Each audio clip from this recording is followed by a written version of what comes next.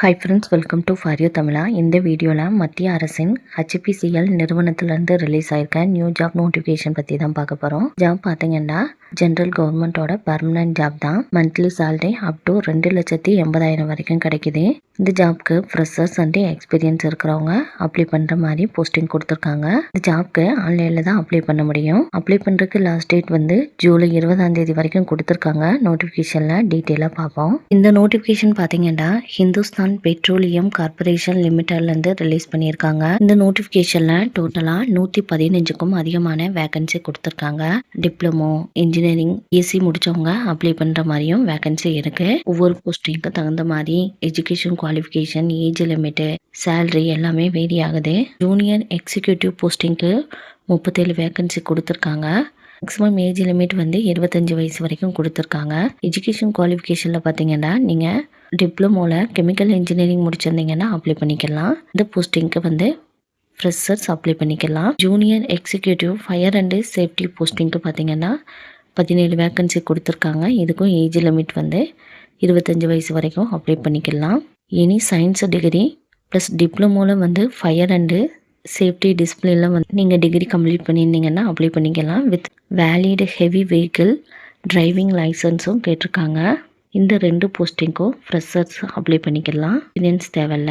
Junior executive போஸ்டிங்க்கு பார்த்தீங்கன்னா monthly salary வந்து 30,000லேருந்து 1,20,000 வரைக்கும் சேலரி தராங்க. Next posting senior officer sales posting பார்த்தீங்கன்னா டோட்டலாக 52 வேகன்சி கொடுத்துருக்காங்க. மேக்ஸிமம் ஏஜ் லிமிட் வந்து 29 கொடுத்துருக்காங்க. பே ஸ்கேல் பார்த்தீங்கன்னா 60,000லேருந்து 1,80,000 வரைக்கும் சேலரி தராங்க. எஜுகேஷன் குவாலிஃபிகேஷனில் இன்ஜினியரிங்கில் வந்து mechanical, electrical, instrumentation, chemical, civil engineering இருந்தீங்கன்னா அப்ளை பண்ணிக்கலாம். அல்லது ஃபுல் டைமில் MBA PGDA முடிச்சிருந்தீங்கன்னாலும் இதுக்கு அப்ளை பண்ணிக்கலாம்னு சொல்லியிருக்காங்க. இந்த சீனியர் ஆஃபீஸர் போஸ்டிங்க்கு பார்த்தீங்கன்னா மினிமம் 2 இயர்ஸ் எக்ஸ்பீரியன்ஸ் கேட்டிருக்காங்க. அதே போல் assistant manager, manager project, chief manager, technical services, deputy manager.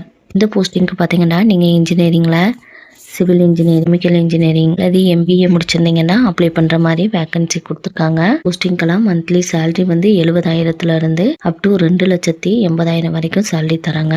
Senior manager economist, chief manager economist இந்த போஸ்டிங்க்கு நீங்கள் போஸ்ட் கிராஜுவேட்டில் வந்து எக்கனாமிக்ஸ் டிகிரி முடிச்சிருந்தீங்கன்னா அப்ளை பண்ணிக்கலாம். இதுக்கு அப் டு 42-45 வயசு வரைக்கும் அப்ளை பண்ணிக்கலாம்னு சொல்லியிருக்காங்க. போஸ்டிங்கெல்லாம் மினிமம் எக்ஸ்பீரியன்ஸ் பார்த்தீங்கன்னா 12 இயர்ஸ் 15 இயர்ஸ் வரைக்கும் கொடுத்துருக்காங்க.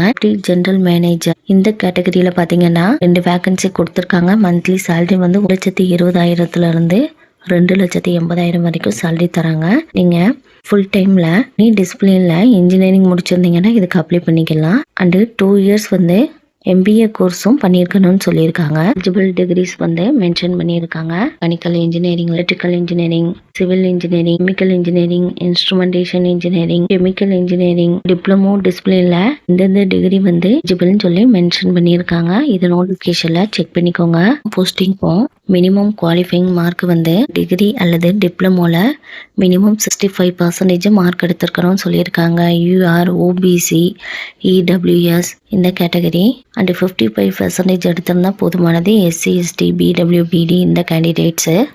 செலெக்ஷன் ப்ராசஸ் பார்த்தீங்கன்னா வேரியஸ் டைப்பில் ஷார்ட் லிஸ்ட் பண்ணுவாங்கன்னு சொல்லியிருக்காங்க. கம்ப்யூட்டர் பேஸ்டு டெஸ்ட்டு அல்லது written test, group task, skill test, personal technical interview வச்சு அல்லது ஃபிசிக்கல் ஃபிட்னஸ் எஃபிஷியன்சி டெஸ்ட்டு இதில் ஏதாச்சும் ஒன்று வச்சு செலக்ட் பண்ணுவாங்கன்னு சொல்லியிருக்காங்க. கம்ப்யூட்டர் பேஸ்டு டெஸ்ட் பார்த்தீங்கன்னா அப்ஜெக்டிவ் டைப்பில் இருக்கும்னு சொல்லியிருக்காங்க. 2 பார்ட் இருக்கும். ஜென்ரல் ஆப்டிடியூடில் பார்த்தீங்கன்னா English language, quantitative aptitude test, intellectual potential test, logical reasoning and data interpretation இதிலிருந்து கொஸ்டின் கேட்பாங்க. டெக்னிக்கல் அண்டு ப்ரொஃபஷ்னல் நாலேஜில் பார்த்தீங்கன்னா டிகிரி குவாலிஃபைங்கில் இருந்து கொஸ்டின் கேட்பாங்கன்னு சொல்லியிருக்காங்க. கம்ப்யூட்டர் பேஸ்டு டெஸ்ட் பார்த்தீங்கன்னா டென்டேட்டிவாக ஆகஸ்ட் அல்லது செப்டம்பர் மாதம் கனெக்ட் பண்ணுவாங்கன்னு சொல்லியிருக்காங்க. இந்த கம்ப்யூட்டர் பேஸ்டு டெஸ்ட்டோட சிலபஸ் வந்து இந்த கார்ப்பரேட் வெப்சைட்டில் கரியர் பேஜில் போய் டவுன்லோட் பண்ணிக்கலாம். கம்ப்யூட்டர் பேஸ்டு டெஸ்ட்டில் செலக்ட் ஆன கேண்டிடேட்க்கு வந்து குரூப் டாஸ்க் அண்டு பர்சனல் இன்டர்வியூக்கு கூப்பிடுவாங்கன்னு சொல்லியிருக்காங்க. பர்சனல் இன்டர்வியூக்கு முன்னாடியே டாக்குமெண்ட் வெரிஃபிகேஷனுக்கு கூப்பிட்ருவாங்க. இந்த செலெக்ஷன் ப்ராசஸில் எனி சேஞ்சஸ் பண்ணாங்கன்னா அதை வந்து கார்பரேஷனோட வெப்சைட்டில் கரியர் பேஜில் அப்லோட் பண்ணுவாங்கன்னு சொல்லியிருக்காங்க.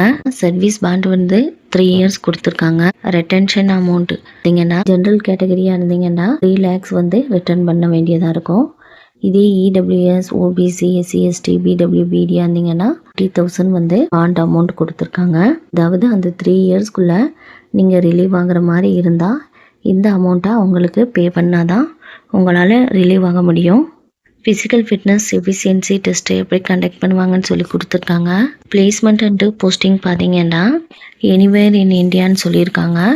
அதாவது இந்த கார்பரேஷனோட section, plant, unit, department, division இதெல்லாம் எங்கெல்லாம் இருக்கோ அங்கெல்லாம் போஸ்டிங் இருக்குன்னு சொல்லியிருக்காங்க. அதுக்கு நீங்கள் வில்லிங்காக இருந்தீங்கன்னா அப்ளை பண்ணுங்கள். பின்ன ஒர்க்கிங் வந்து ஷிஃப்ட்டு படி இருக்குன்னு சொல்லியிருக்காங்க. பின்ன போஸ்டிங் வந்து ட்ரான்ஸ்ஃபரபிள் போஸ்டிங்காக இருக்குன்னு சொல்லியிருக்காங்க.